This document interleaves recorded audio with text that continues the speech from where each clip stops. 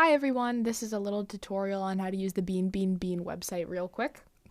Okay, so this is what the front page looks like. You're going to hit play now.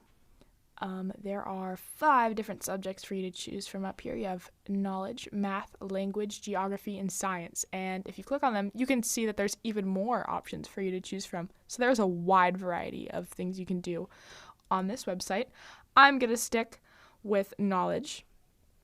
You can also change the difficulty. There's an easy, a medium, and a hard.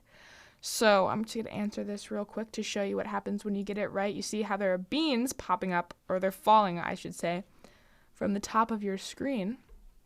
The more you answer, the more beans you'll see. And you can see that there's a goal on the top right, and it shows you how many beans you've gotten.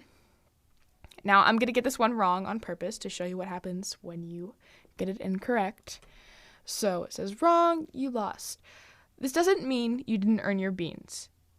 All of the beans that you earned are still getting donated. And this screen right here is a perfect time to screenshot and submit it to the Google form to earn points towards your homework passes.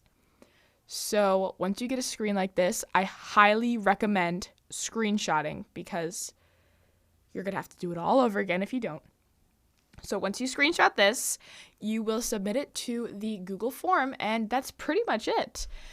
And you can keep going, see how many beans you can do. I'm pretty sure there is a limit. I'm not sure exactly what the limit is. I think it's in the hundreds. But yeah, that's pretty much it. I hope this video helped you further understand the website just a little bit more.